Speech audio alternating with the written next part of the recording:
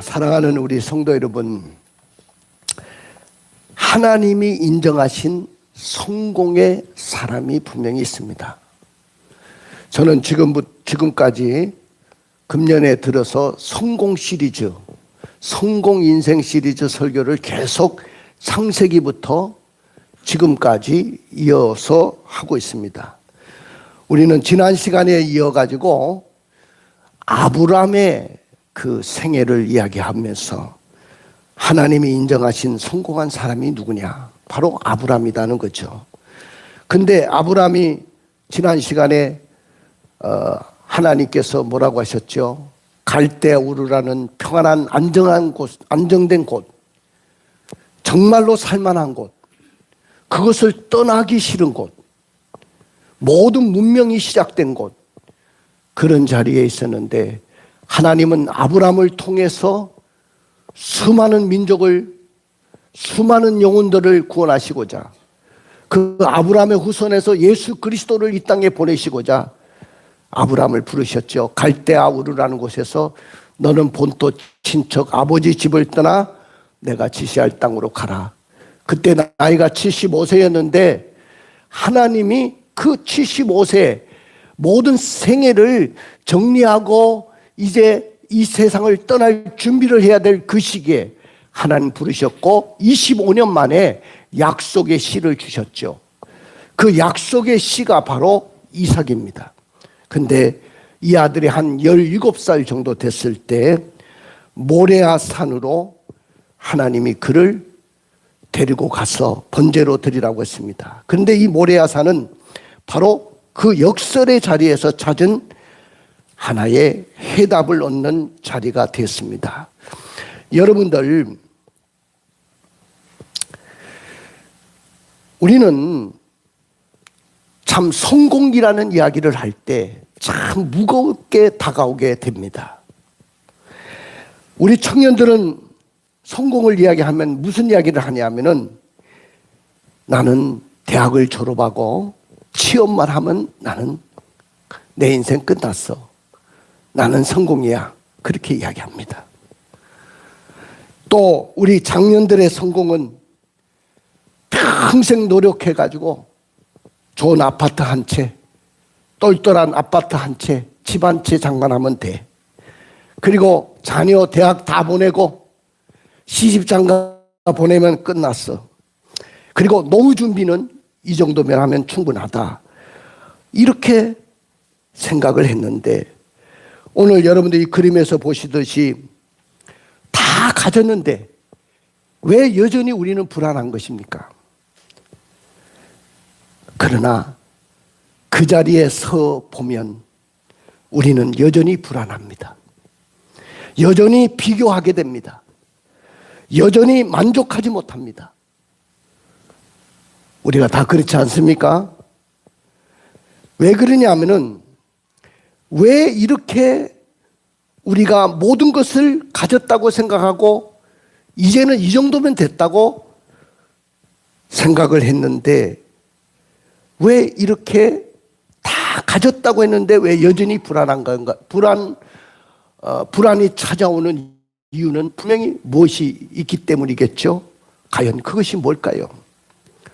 세상이 말하는 성공은 뭡니까? 돈입니다. 돈을 많이 벌으면 성공이라고 하고 또 세상이 말하는 성공은 명예를 얻으면 성공이라고 하고 모든 사람들이 부러워하면 그것이 성공이라고 합니다. 근데 과연 그것이 다 전부일까요? 예? 존 맥셀이라는 유명한 분이 계시는데 이분이 쓴 책이 있어요. 그 책은 뭐냐면 인생 성공의 법칙이라는 책을 썼는데 이 책에서 그분이 이런 말을 하셨어요. 결단력 있는 사람이 되기 위해서 학습을 해라. 노력하고 실패하고 또 전진해라. 그렇게 이야기했습니다.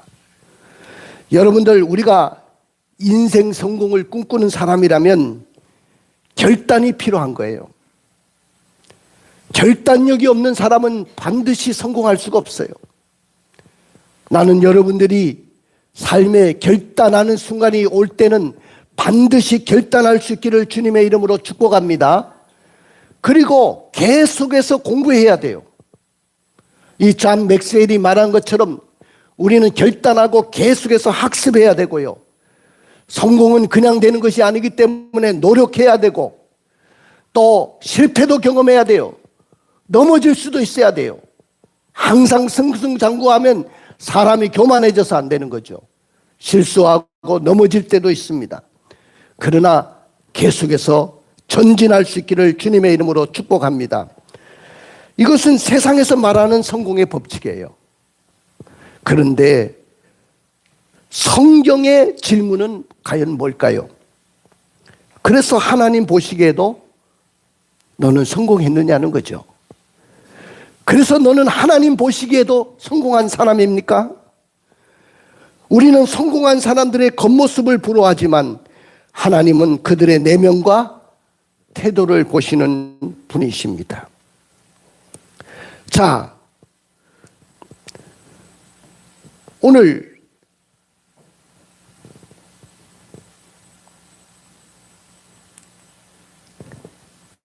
인생의 정점이 찾아왔어요. 가장 완벽했던 순간입니다. 아브라함이 나이가 그때 몇 세요? 100세. 100세의 아들을 얻었죠. 근데 이 아들이 너무 이쁜 거예요. 눈에 넣어도 아프지 않아요. 이쁜 짓만 하는 거예요. 이 아들이 건강하게 잘 자라줘가지고 한 17살 정도 됐을 때입니다. 이 아들을 어떻게 얻었습니까? 수많은 실패 끝에 얻은 약속의 아들 아닙니까? 그 아들이 누굽니까? 자신의 뒤를 이을 수 있는 자신의 계승자인 바로 이삭이었습니다. 가정의 안정도 이제 찾아왔고 미래도 보이기 시작하고 이제야 좀 살만해지는 삶이 됐어요. 그런데 갑자기 하나님이 오늘 아브라함을 부르시는 거예요. 부르시면서 아브라함이 신앙의 여정 가운데 가장 높은 산 위에 오르게 되고 동시에 가장 깊은 시험의 순간을 맞이하게 되는 것을 봅니다. 자, 우리 한번 읽어볼까요? 이건 안 떼어줘도 됩니다. 자, 읽어보시세요. 여호와께서 이르시되 내 아들 내 사랑하는 독자 이삭을 데리고 모리아 땅으로 가서 내가 내게 일러준 한 산 거기서 그를 번제로 드리라. 여러분들, 오늘 이 명령은 아브라함의 신앙과 아브라함의 가정과 아브라함의 미래의 모든 것을 흔들 수 있는 시험이었어요. 여호와께서 이르시되 내 아들 내 사랑하는 독자 이삭을 데리고 모리아 땅으로 가서 내가 내게 일러준 한 산으로 거기 가서 그를 번제로 드리라. 여러분들, 이 명령은 지금까지 희망을 약속하고 또 앞으로 미래를 약속한 희망과 약속의 붕괴가 되는 거죠.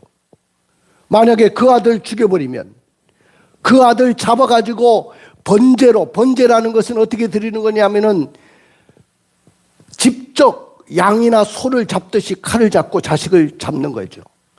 잡아서 내장을 갈라서 내장까지 다 끄집어내서 각을 다 떠가지고 하나님 앞에 태워서 드리는 제사가 번제입니다.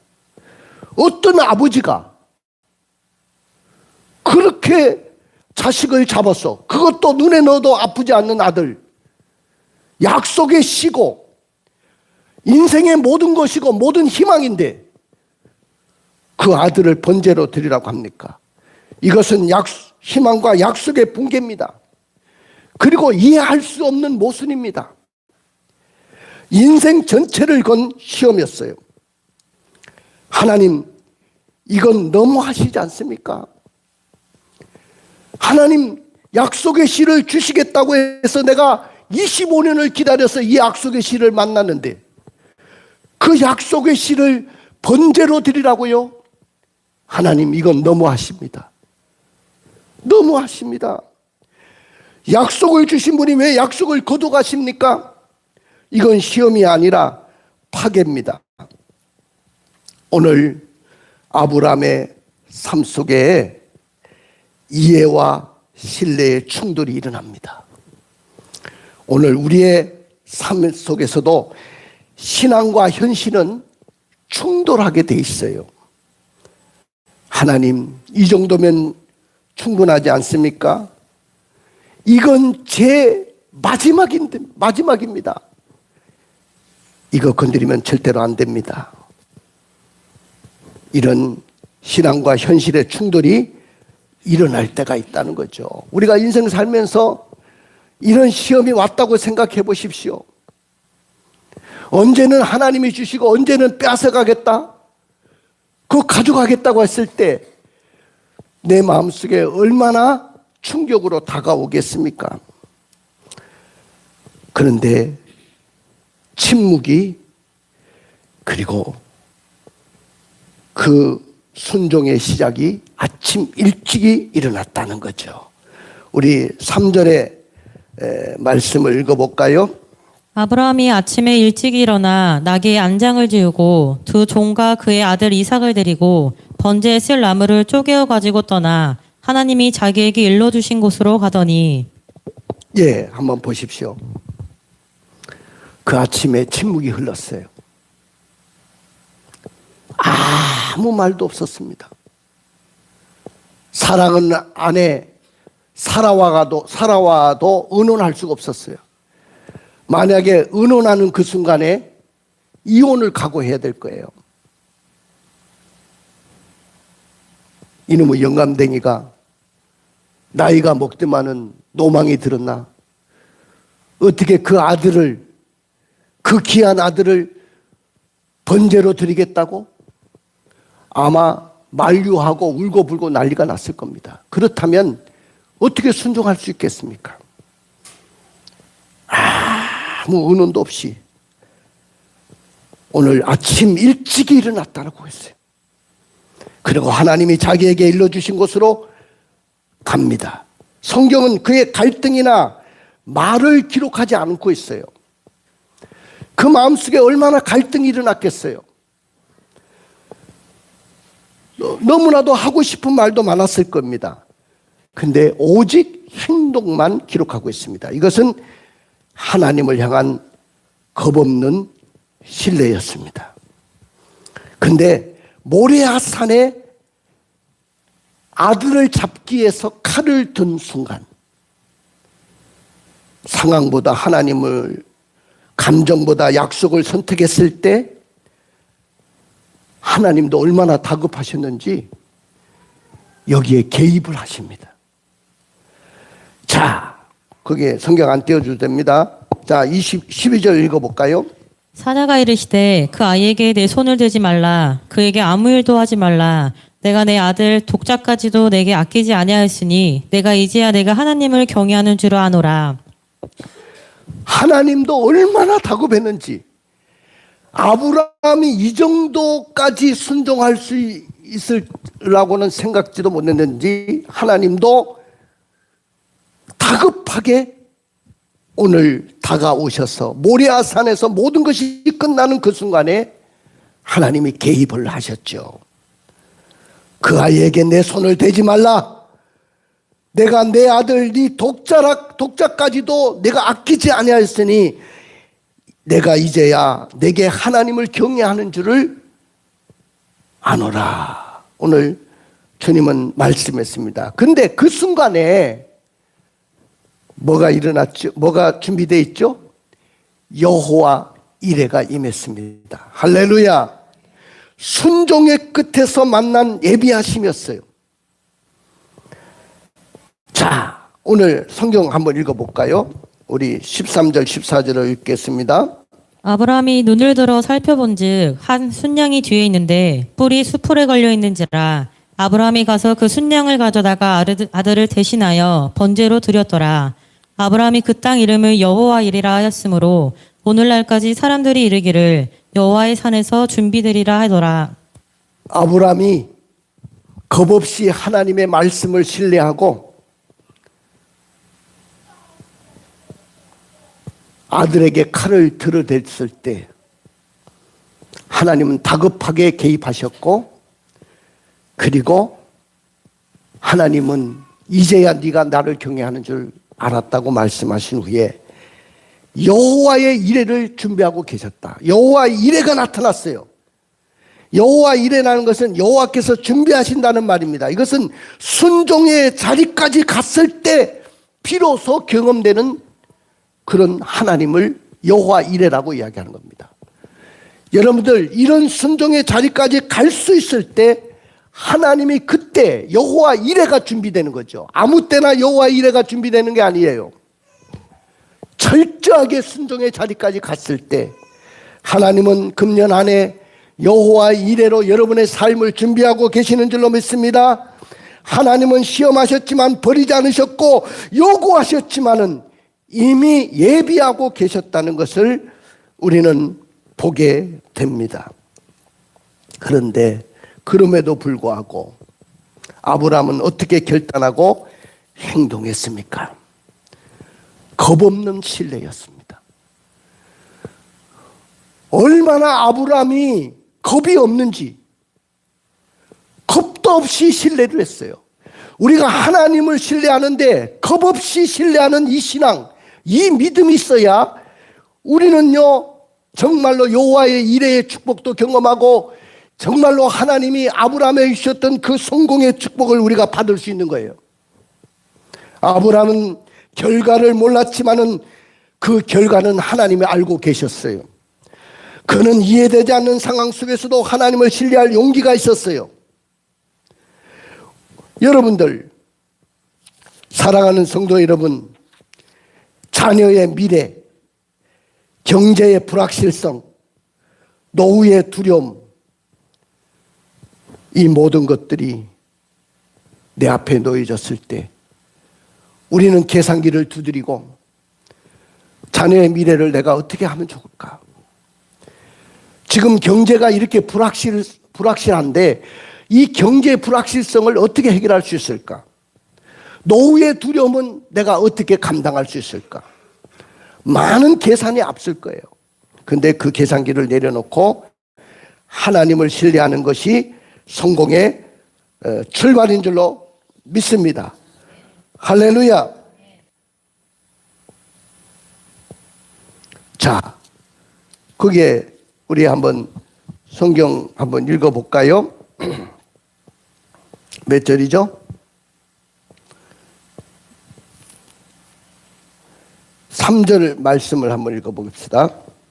아브라함이 아침에 일찍 일어나 나귀의 안장을 지우고 두 종과 그의 아들 이삭을 데리고 번제에 쓸 나무를 쪼개어 가지고 떠나 하나님이 자기에게 일러주신 곳으로 가더니, 예, 겁없는 순종이 주어졌죠. 근데 오늘 두 번째 아브라함은 어떻게 행동을 했느냐 하면은 노가 없는 인생이었어요. 뭐요? 노가 없다는 말은 예스밖에 없었다는 거죠. 나는 오늘 여러분의 삶 속에 노가 없는 인생이 되기를 주님의 이름으로 축원을 드립니다. 할렐루야. 우리 손자놈이 매일 우리 며느리가 저한테 영상 통화를 보내준다고 했잖아요. 그래서 저는 그 영상 통화하는 재미로 살거든요. 그럼 하루에도 뭐 한두 번씩 영상 통화를 보내주는데 제가 이제 손자한테 그래요. 하온아, 할아버지 만났으면 좋겠어요? 그러면 얘는 예, 그래야 되잖아요. 그런데 말을 잘못 배웠는지 또 할아버지가 웃고 막 그래서 그러는지 아니요. 할아버지 만났으면 좋겠어요? 그러면 아니에요. 아니에요. 그래요. 그러면 또 한바탕 웃거든요. 그게 좋아서 그러는지 몰라도 그래서 너는 아니요부터 배우냐 어떻게 예스를 배워야 되는데 그런 적이 있어요. 여러분들 우리 인생에도 하나님이 명령할 때 아니요부터 하면 그 인생은 끝나는 거예요. 근데 오늘 아브라함의 생애는 노가 없는 인생이었다. 뭐만 있었다?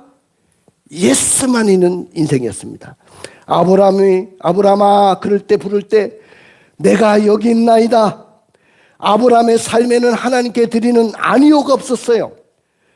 우리가 하나님께 예하면 세상은 하나님이 책임져 주시는 줄로 믿습니다. 할렐루야. 나는 오늘 여러분들이 그런 삶을 살아내기를 주님의 이름으로 축복합니다. 할렐루야. 자, 세 번째는요. 아브라함의 생애는 어떤 생애였냐면은 장막에 거하는 삶이었어요. 자, 우리 성경 구절 한 구절 읽고 또 말씀 들을까요? 히브리서 11장 9절부터 10절을 읽어볼까요? 믿음으로 그가 이방의 땅에 있는 것 같이 약속의 땅에 거류하여 동일한 약속을 유업으로 함께 받은 이삭 및 야곱과 더불어 장막에 거하였으니 이는 그가 하나님이 계획하시고 지으실 터가 있는 성을 바랐음이라. 여러분들 아브라함은 항상 뭐를 치고 살았다고요? 텐트를 치고 살았어요. 아브라함이 자기의 본토 친척 아버지 집을 떠나 가나안 땅에 왔으면 이제 그 땅에 정착을 했다고 한다면 내 집을 장만해야 되고 또 집을 지어야 되잖아요. 아브라함은 굉장한 부자였고 족장이었습니다. 여유가 있었어요. 근데 아브라함은 평생 동안 텐트 생활을 했어요. 오늘날 우리 아이들이 야외에 가가지고 텐트를 치고 야영을 즐기고 캠핑을 즐기는 것을 굉장히 낭만으로 생각하는데 여러분들 그는 여행 가서 한 번씩 하는 그런 삶이지 평생 동안 텐트를 치고 산다고 생각해 보십시오. 아브라함은 평생 동안 장막 생활을 했습니다. 근데 그가 평생 동안 장막 생활을 하고 이 땅에서 집을 짓지 않는 이유가 뭐냐면은 영원한 본향을 바라봤기 때문이다. 영원한 본향은 바로 자신이 갈 천국을 바라보며 살았기 때문인 줄로 믿습니다. 나는 오늘 이 아브라함의 생애 속에서 장막에 거하는 그 아브라함의 생애 속에서 놀라운 것을 발견했습니다. 그것은 뭐냐면은 성공은 소유가 아니라는 거죠. 우리가 생각할 때 성공은 남보다 많이 돈을 벌어야 되고 남보다 좋은 집, 저 강남에 똘똘한 집 한 채는 있어야 되고 좋은 차, 우리가 가지고 있어야 되고 많은 것을 내가 소유하고 있어야 된다고 생각하는데 여러분들 오늘 성공은 소유가 아니라 사명으로 보는 태도가 필요하다는 거예요. 여러분들 나는 여러분들에게 오늘부터 그러면 소유하지 말라는 것이 아니에요. 돈을 벌지 말라는 것도 아닙니다. 성공하지 말라는 것도 아니에요. 소유하되 매이지 말고 살기를 바랍니다. 할렐루야. 누리되 이 세상의 것을 누리고 살되 그걸 너무 의지하지 말고 사십시오. 그리고 미래의 노후의 대책을 위해서 준비하시되 내 인생 모든 것을 다 맡기지 마십시오. 그것이 나에게 평안함을 줄지 몰라도 나중에 보면 오늘 왜 목사님이 그렇게 말씀하시는지가 이해가 될 것입니다. 아브라함은 어쨌든 부자였고 족장이었지만 평생 장막에 거하는 삶을 살았다는 거죠. 자, 한번 따라해 봅시다. 하나님이 인정하신 성공은 반드시 흘러갑니다. 할렐루야. 우리 창세기 22장 18절을 읽어볼까요? 또 내 씨로 말미암아 천하 만민이 복을 받으리니 이는 내가 나의 말을 준행하였음이니라 하셨다 하니라. 할렐루야. 자, 하나님이 인정하신 성공은 반드시 흘러가게 돼 있다. 내 씨로 말미암아 천하 만민이 복을 받을 것이다. 오늘 아브라함은 독자 이삭까지도 하나님 앞에 드릴 수 있는 결단이 있었고 그 시험을 통과했을 때 하나님은 내 씨로 말미암아 천하 만민이 복을 받을 것이라고 약속했습니다. 이런 아브라함의 결단이 민족의 축복이 되었습니다. 아브라함의 이런 결단이 인류 구원의 통로로 만들어 놨다는 거죠. 그 씨에서 이삭이 태어났죠. 손자가 태어났죠. 근데 그 손자 때 와가지고 12명의 아들이 태어났어요. 아브라함은 하나의 아들을 얻었는데 그 아들까지도 모리아산에 드리려고 했는 결단이 있었는데 하나님이 개입하셔서 그 아들을 통해서 야곱이라는 손자를 태어나게 하시고 그 야곱은 손자는 12명의 아들을 낳아서 이스라엘의 12지파의 조상이 됐고 오늘날 이스라엘 민족 하늘의 별처럼 바다의 모래알처럼 많게 해주시고 그 씨에서 예수 그리스도가 탄생함으로 그 예수 그리스도를 통해서 주의 이름을 부르는 자는 천하 만민이 다 복을 받는 이런 놀라운 축복이 흘러가게 된 줄로 믿습니다. 나를 넘어 이웃과 세상을 살리는 축복의 통로가 되는 것, 이것이 진짜 성공 아닙니까 여러분들? 내가 이 땅에서 잘 먹고 잘 사는 것만 진정한 축복입니까? 눈을 감아 보십시오. 가슴에 손을 얹고 눈은 감지 말고 보십시오. 화면을 보십시오. 오늘부터 가슴에 손만 얹으십시오. 오늘 당신의 모리아산은 뭡니까? 여러분의 모리아산은 자녀입니까? 아니면 내가 그토록 좋아하는 재정입니까? 돈입니까? 아니면 혹은 당신의 미래입니까? 하나님은 그것을 빼앗으려는 것이 아닙니다. 맡기기를 기다리신 것이죠. 이제야 내가 나를 경외하는 줄 내가 아노라. 이제야 내가 나를 경외하는 줄 아노라. 사랑하는 성도 여러분, 이해가 되지 않아도 신뢰하십시오. 하나님께 예만하고 사십시오. 영혼을 사모하며 영혼을 바라보며 좀 초라해도 장막에 거하십시오. 이 인정하심이 오늘 당신의 인생 위에 임하기를 축복합니다.